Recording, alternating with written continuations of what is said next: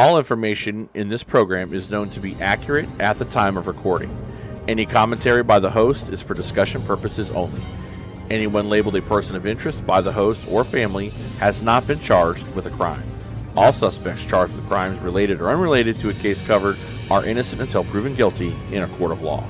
Opinions and views expressed by the host do not represent views of the families or sponsors of this program. How do we help the missing? What do we do? I'll have those tips and much more coming up right after this.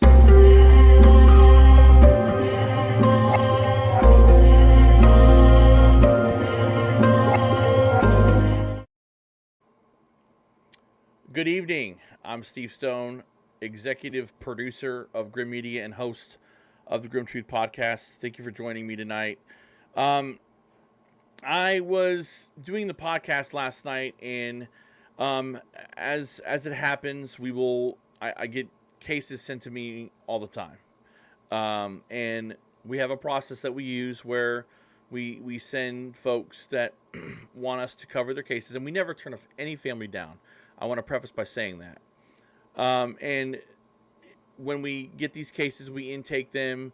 We like to talk with everybody involved in the case, and then we profile the case. Sometimes when we profile these cases, not all the information is given to us, and that happens. And in some of these cases, we would be waiting forever, and we don't want to be waiting forever. So we have to move forward with that. That being said, how do we help the missing? Well, the Grim Truth Podcast and Grim Media, we help the missing by profiling their cases, telling the family story, a 360 profile of the person, the people in their lives, and what may have happened, what was going on. What doesn't matter to us is whether they are on drugs, whether they've had mental issues, and none of that matters to us. What matters to us is getting the information out to the general public, whether it's through the podcast, whether it's through Grim Media, whether it's through here on YouTube. We want to do everything that we can to get that information out there. What hinders these cases? Real quick, I want to take a shout out Shayna May. How are you? Mickey, thank you for tuning in. But again, how do we help these cases as opposed to what hurts these cases? The one thing that I have trouble with, even for me, is people tend to be frightened, or there's this urban legend, if they get involved, something bad will happen, or some people don't want to be labeled a snitch. Some people don't want to get involved because, I want to help, but is it my problem? All these things seem to go into people's mind. The one thing that I get a lot that can be a little bit disconcerting at times is, hey, can you cover this case? I don't want to get involved. Hey, you really should check this case out, but I don't want to get involved. I understand that fear and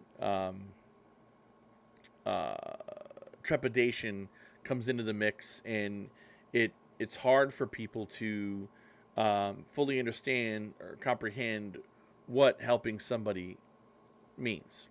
So let's get into it just a little bit. Crime Stoppers is a wonderful organization that not only can you remain anonymous with your tips, but you are able to, you have that anonymity, right?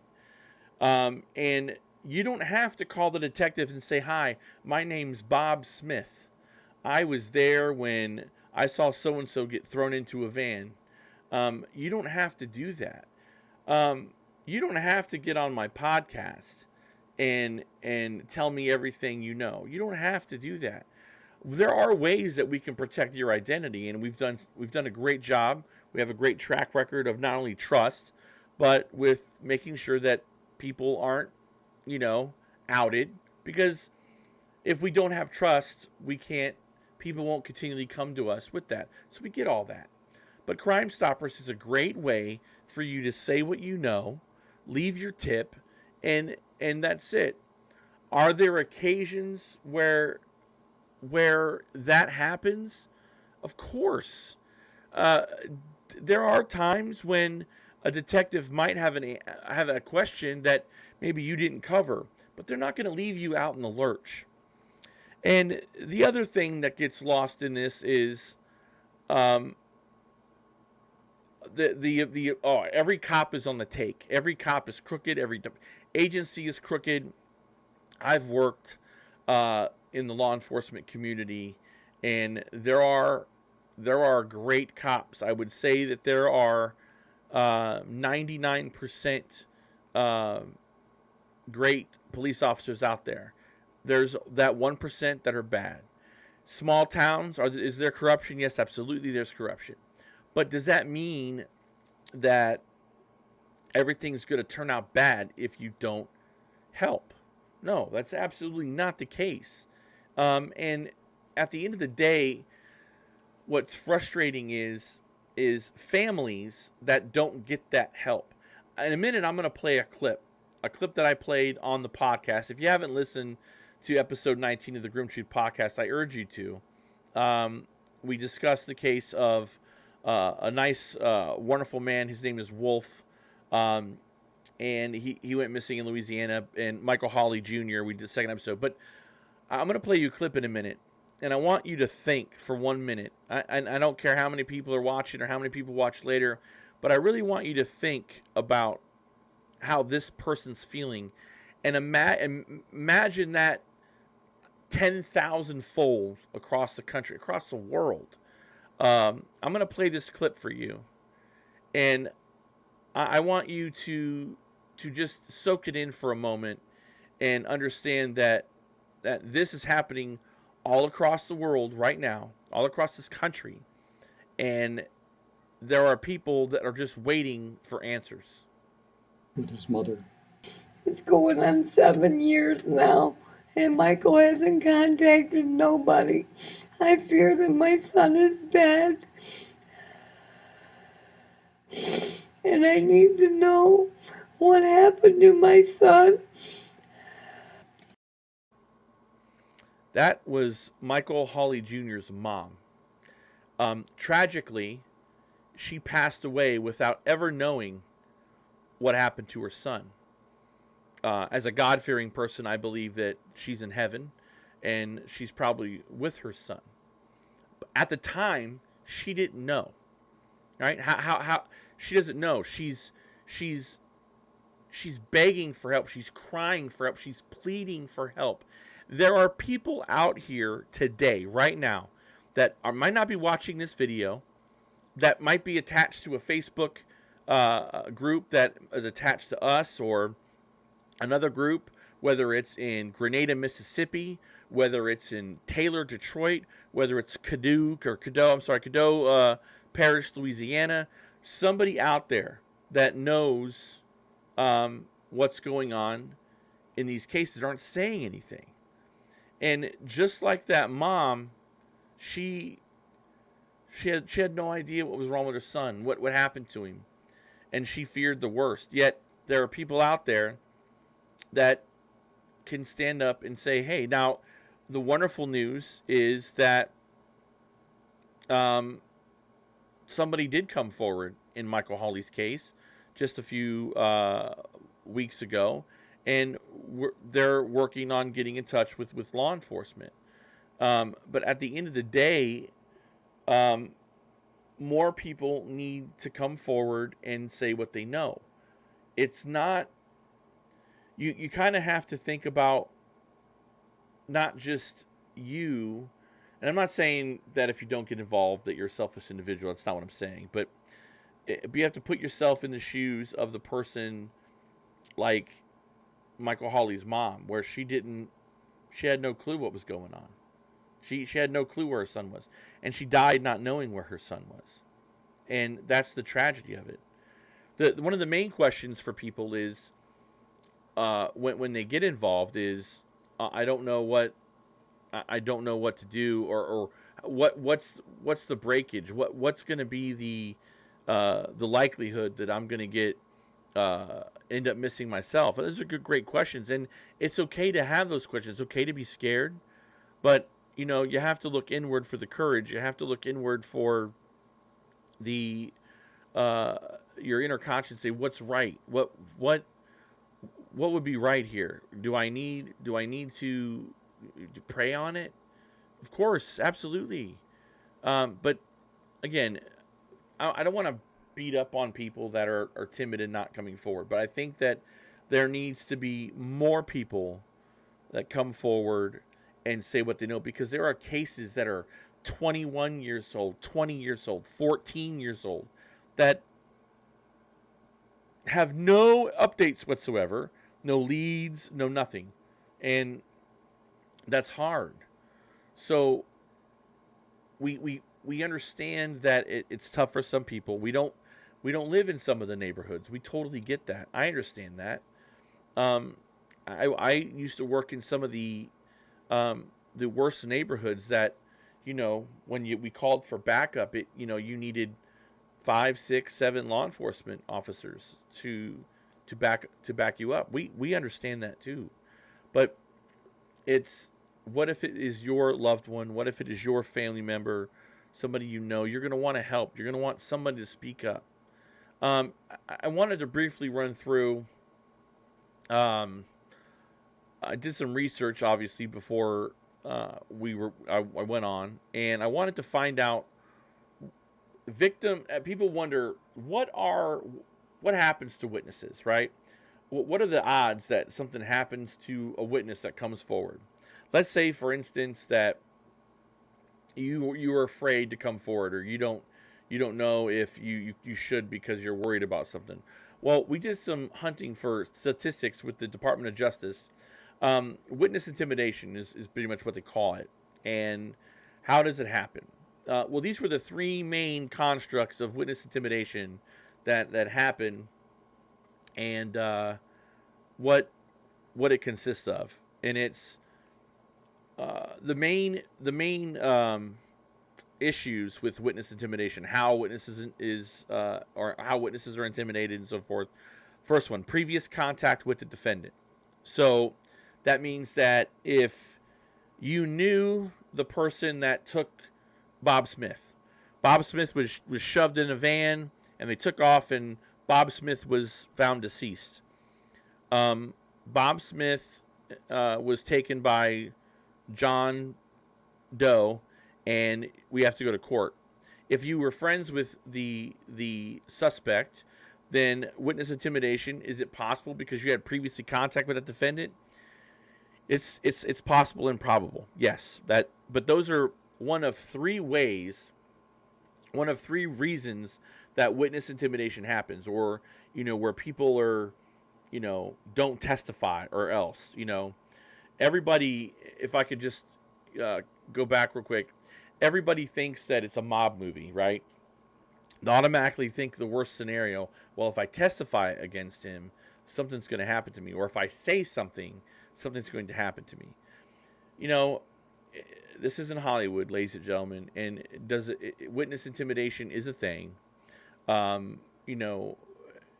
People go missing, and they go missing because somebody made it happen. But at the end of the day, I honestly, if you look at the statistics, which I did on the Department of Justice, it only happens in these 3 the categories. So let's go back to that slide if we can. So previous contact with the defendant, okay? So that's one way there's witness intimidation. Geographical proximity to a defendant. So go back to John Doe, who was the one that threw Bob Smith in the back of the car.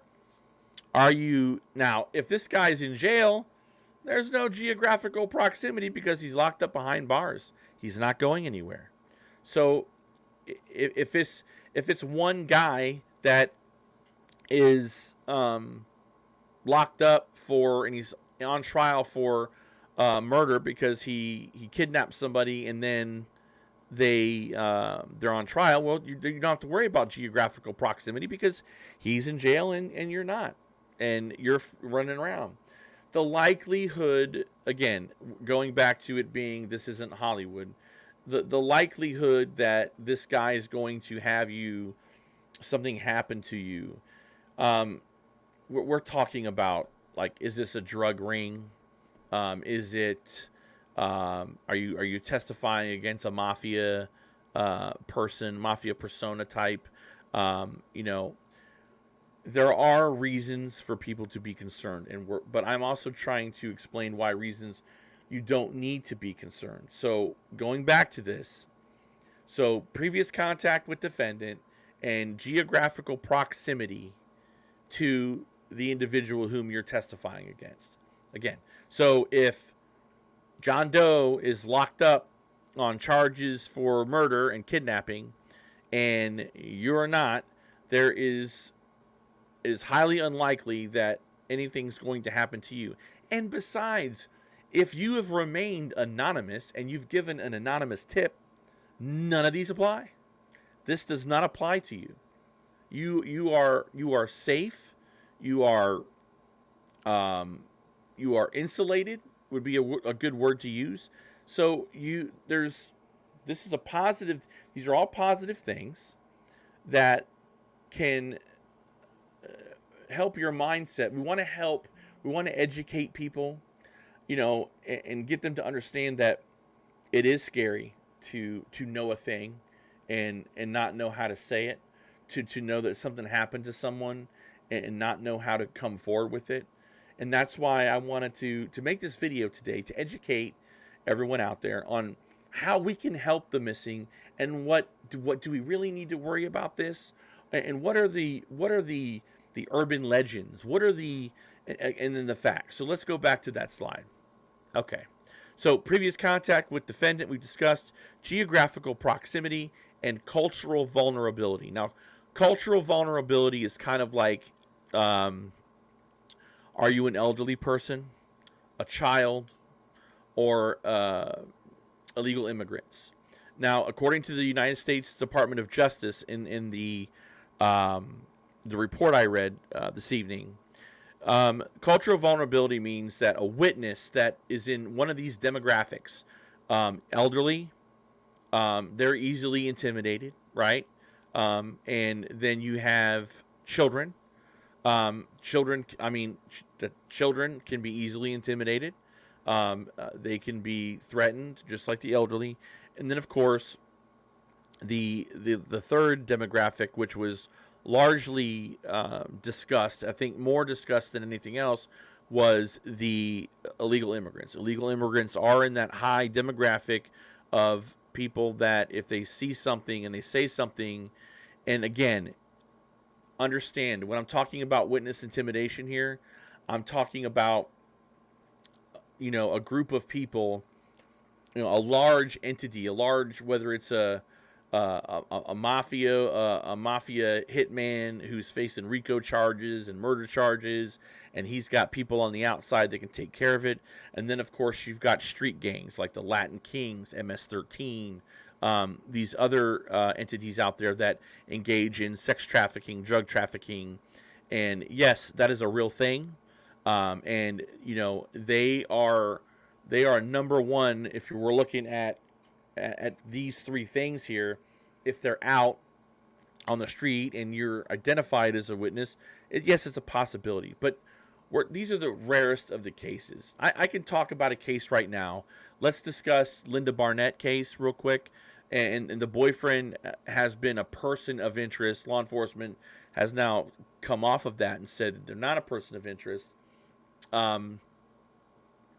He doesn't. If he did something to Linda, and if you've listened to the podcast or watched videos, I doubt seriously you have to worry about Linda Barnett's boyfriend. I mean, I'm just being totally honest. If it's a one-off, if it's one individual, and you know they're in jail, you know it's possibly it's a one-off. If you want to talk about something that people should be worried about, let's talk about Will Polk and April Jones for a second.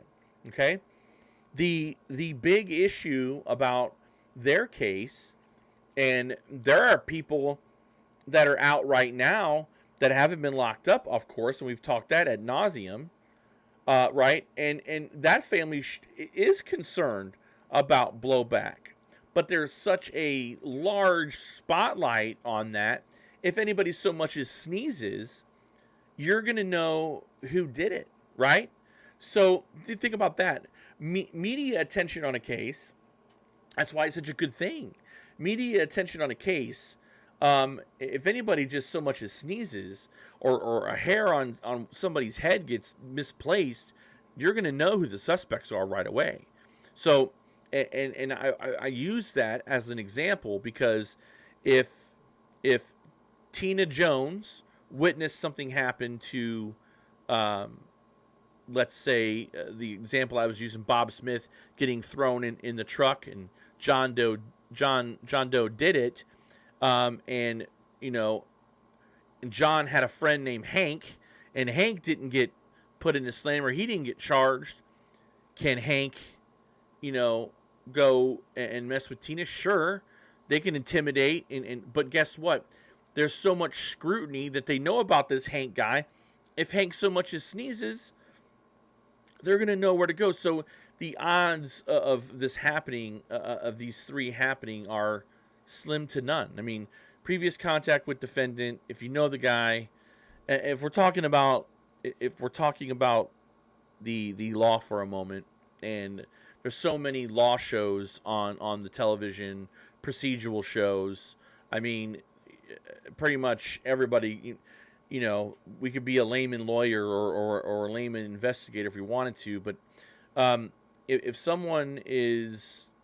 you were testifying against somebody, there's ways that they protect you.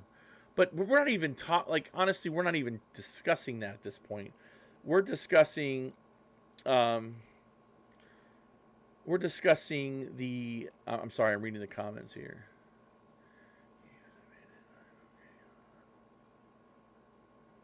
Shayna, well, we're praying for you. God bless you. I was just reading that comment. My thoughts and prayers are with you every day.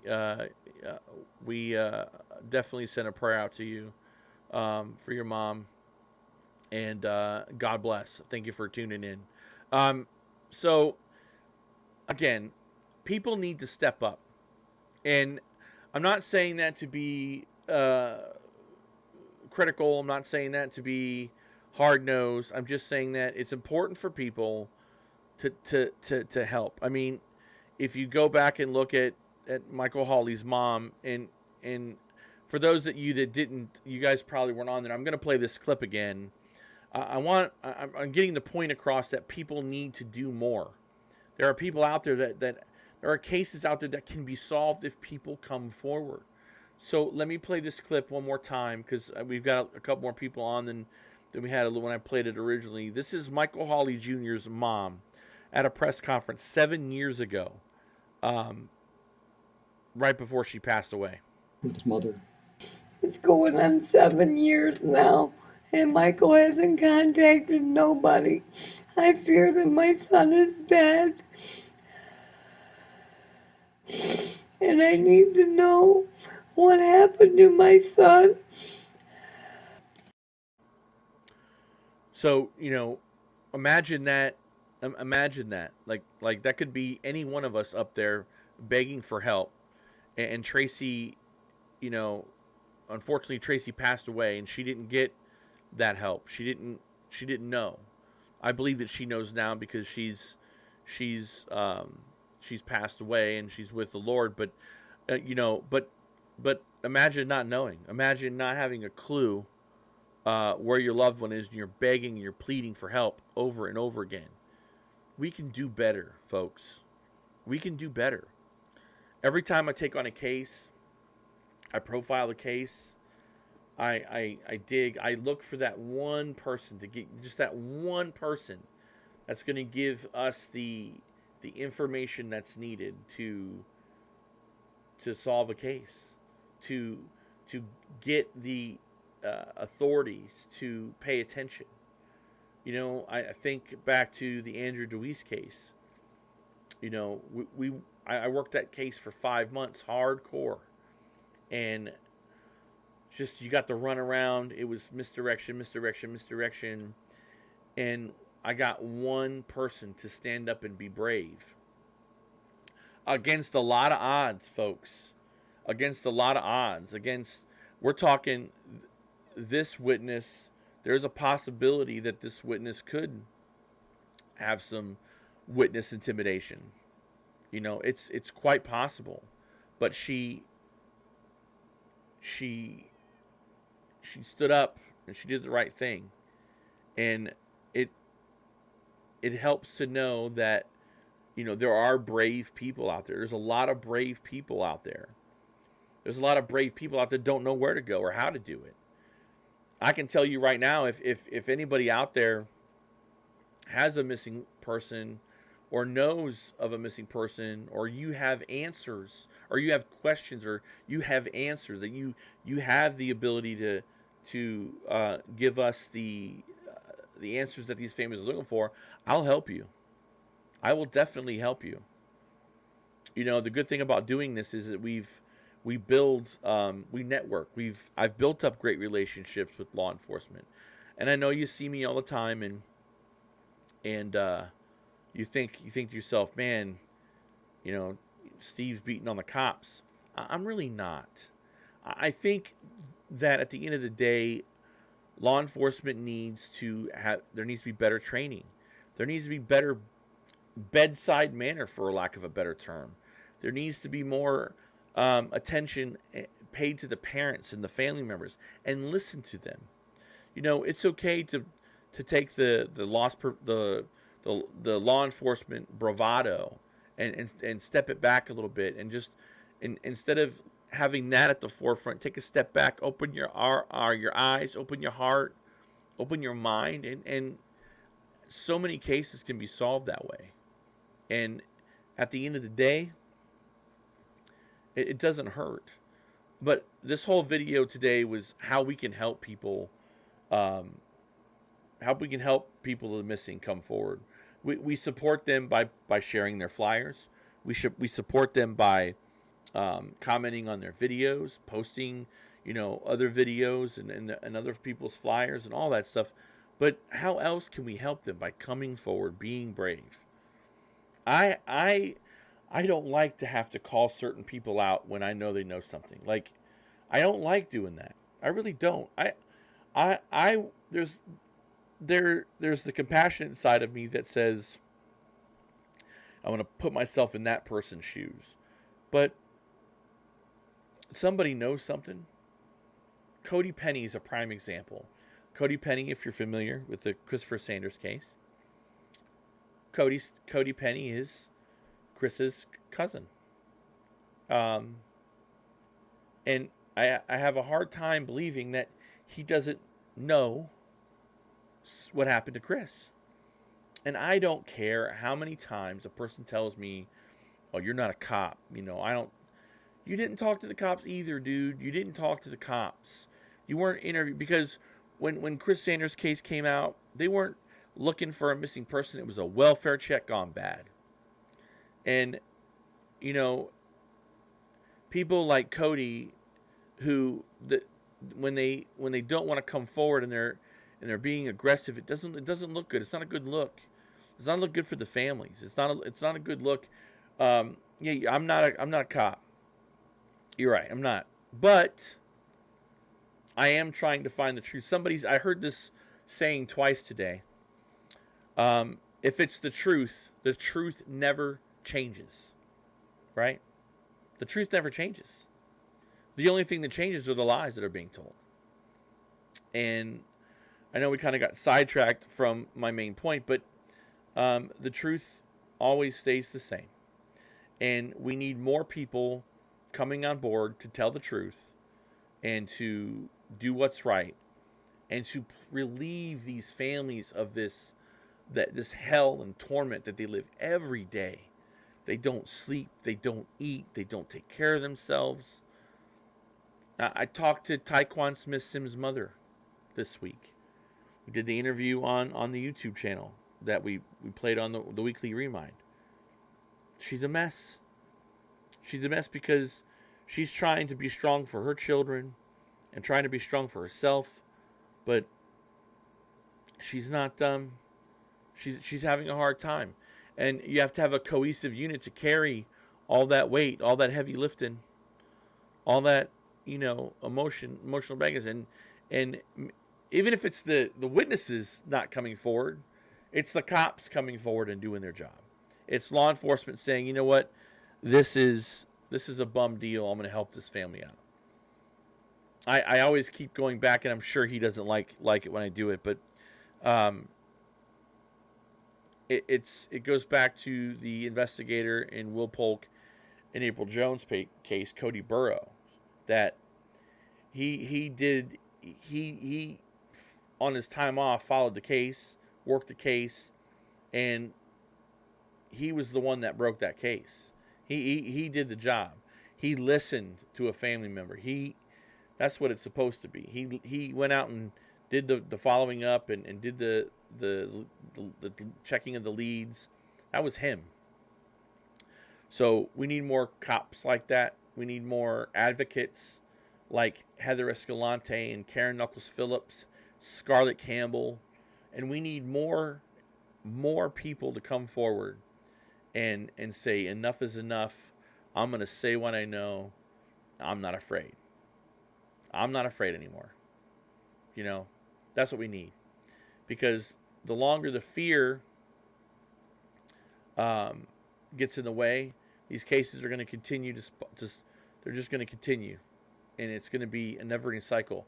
And lastly, I'll say on that issue is the person that might have done the evil deed, are they going to stop there? Are they going to stop there? Think about, are they going to just stop at one person? Are they going to do it again? That's what we're talking about here. Kimberly, I can't find the podcast on Wolf. Kimberly, if you go to the Grim Truth Podcast Facebook page, I did send you the link. If you click that link that I sent you, it'll take you right to the podcast for Wolf.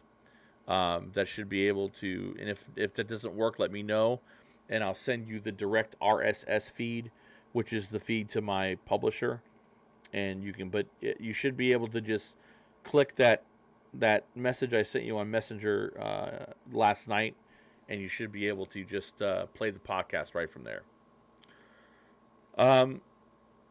So that's it, folks. I wanted just to do a quick video on how we can help the missing person. How we can help the missing by speaking up. A lot of people out there can speak up. And if you need help, call me. Reach out to me. SteveStone@thegrimtruth.com. You can email me there. You can find me on Facebook at The Grim Truth with 2 M's. I want to give away this cup. I don't know if this person's watching, so if not, that's okay. We will send them a notification, but we have a winner to our Grim Truth Podcast coffee mug, and that winner is Jackie Ellison Cox. Oh, my logo got in the way there. Jackie Ellison Cox is the winner of the Grim Truth Podcast mug. Congratulations to you. If you are not watching this, I will make sure that we post the slide there on our Facebook page. Congratulations to you for subscribing to the channel and winning the coffee mug. Enjoy it. And if you didn't win the coffee mug, that's okay, because guess what? You can purchase it. Go to thegrimtruth.com. That's thegrimtruth.com, 2 M's. Go online and purchase the mug. We have there at the shop. We have a lot of other things that you can purchase there: hats, T-shirts, water bottles, mugs, a hoodie, cell phone case. All the proceeds come right back here to the podcast, the YouTube channel, to help keep things running. And every month, 10% of all proceeds go to missing person organizations like the National Center for Missing and Exploited Children. And we do that every month. So again, Jackie Cox won the mug. Congratulations. And again, you don't have to wait to win it. You can purchase one yourself. Again, go to www.thegrimtruth.com, 2M's. That's our website. Check out the shop. We have a bunch of merchandise there. Again, all the proceeds go to help the podcast and the YouTube channel. We're going to hang on just a couple of minutes. If anybody has any questions on any cases while we're here, I'll be more than happy to do that. But again, you guys that are watching, spread the word. You know, it's important that we get the word out about how the missing can be found, and all it takes is brave people to come forward. That quote I use often: "Evil only succeeds, only wins if good people do nothing." And I think that there's a lot of good people out there that are they don't know what to do. They don't have. They're scared, and rightfully so. We get it. We understand. But if anybody has any information about any case that we've covered here on the podcast, please email me. Reach out to me. You can email me. Again, that's Steve Stone at thegrimtruth.com with 2M's. You can hit me up on Facebook, either at the Grim Truth Podcast Facebook page, or message me. Just type in at the Grim Truth with 2M's. You can catch me there. And I'll help you. You can remain anonymous, but again, you don't have to go on the podcast. I'm not saying go on the podcast. I mean, you can. We're great at hiding identities, creating names, altering voices, but it's about Crime Stoppers. It's about getting the information to the authorities to act on the information so that we can find these people. Again, Teresa Davidson Murphy, a case we've covered on this podcast several times. Over 21 years. Joseph Little Joe Bain, over 20 years. His 20th anniversary just passed in January. 20 years. Michael Hawley Jr., we just did the podcast on him this week. 14 years. Next Friday will be the 4th anniversary of my buddy Chris Sanders. My buddy Chris Sanders will be missing 4 years this Friday. While we're on here, I'll just explain that coming up this Friday, we will be doing our 20th episode, as we began, on Christopher Sanders. August 13th, 2017, he's been missing since. Friday's going to be 4 years missing. And I believe somebody out there has an answer to our questions. We've done a lot of interviews. What bothers me about his case is we've done interview after interview. I've talked to a lot of people on Chris's cases. I've talked to more people than Monaghan's PD and the Texas Rangers, I would guess. I'm not knocking the Rangers. Monaghan's, they had a hard time deciding if they wanted the case or not wanted the case. Wanted the case, not wanted the case. And so we are going to dedicate our 20th episode to Chris because it's on his anniversary. We are going to play some of the previous interviews that we did, and we're doing new interviews. We're going to re-interview everybody, and we're going to have that for you on the Grim Truth Podcast Friday of next week. Our 20th episode. I want to thank everybody for tuning in to the podcast and supporting us for almost 8 months now. 8 months, over 10,000 episodes, over 3,000 members of our Facebook page. We've almost hit 600 subscribers on the YouTube channel. If you haven't done so, folks, subscribe to the channel. Support us. You want to support us and you can't support us financially, no problem. Just subscribe to the channel. Tell your friends, subscribe to the channel. Hit the like button. Hit the notification bell. Share our posts. That's how you can support us also. Because by supporting us, you're supporting the families of the stories that we're trying to tell. And that's the most important thing you can do for us and for them. There are so many people missing. And what hurts my heart is we can't cover all of them. But the ones we are covering, we're trying to make a difference with them. We're trying to do it with trust, dignity, honor, and hopefully that translate into action. It translate into, we've had wonderful success. We found a person, we found a missing person. I'm proud of that. I hang my hat on the fact that we were able to find somebody that the cops were supposed to be looking for, and they didn't do it, but we found him. We've helped facilitate the young girl that was missing a couple of months. It was a month and a half ago. Savannah. I'm happy about that. We've made a lot of inroads. We've made a lot of progress, and we're going to continue to do so. 20 episodes. I never expected that we would be as successful as we are, and it really is wonderful, and I'm grateful for that. But there's more to do. There's so much more to do. But starting next week, since it's our 20th episode, we're going to be changing things around. We're going to be changing the format around too. We will be covering one case per week starting next week. And the reason why we're doing that is we want to continue bringing you the information of the missing, but making sure that we do it in a not only a respectful way, but we talk about the person, what kind of person they are, what they meant to their family, what they mean to their family, and just want to dig a little deeper into everybody's lives so that that they're a person too, and they have a family, and talk with their family. We want to make it more about the person, more about the family, and hopefully that not only will touch hearts and minds, but hopefully that'll help find the missing. Hopefully it'll help. It might make someone relate to the story and say, hey, I need to step in. I need to help that person. That's what it's all about. So starting next week, we will be going to one profile per episode. We're going to do a Lost Soul segment at the very end of the podcast where we do a quick profile of a case we're going to profile in the coming weeks. But that doesn't affect what we do here because we have YouTube. We have the Weekly Remind. We have Grim Media News. So we'll be profiling cases on there as well.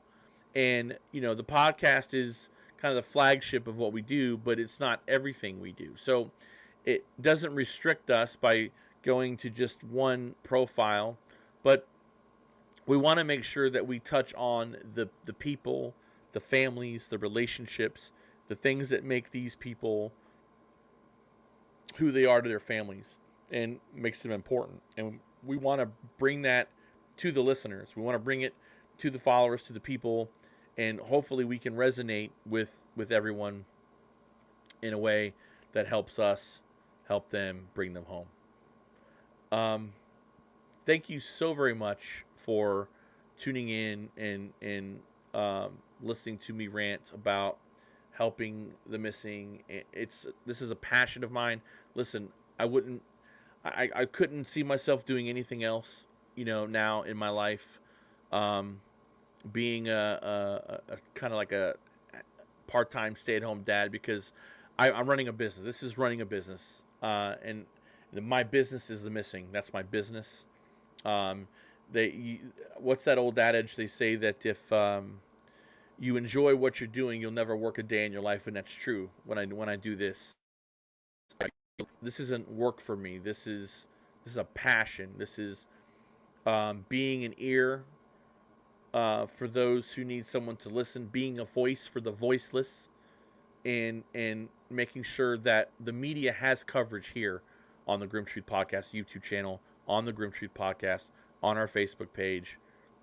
They have a platform. You have a platform. All you have to do is, if you have a loved one that's missing or you have a case you want us to look into, email me, stevestone@thegrimtruth.com. You can go to our website, thegrimtruth.com. We have a link down there in the very bottom of the first part of the web page. Fill it out. Let us know about the case. We will look into it. We always like to have the families okay when we look into these cases. But we will dig into the case. There's not a family we will turn down. If they need a voice, we're going to be there. Again, thank you so much. Thank you so very much for tuning in. Thank you for your support. Love and prayers to all. Please stay safe with this uptick with COVID. Hug your families, spend time with them, and God bless. And thank you for tuning in. And we will talk to you later. Bye for now.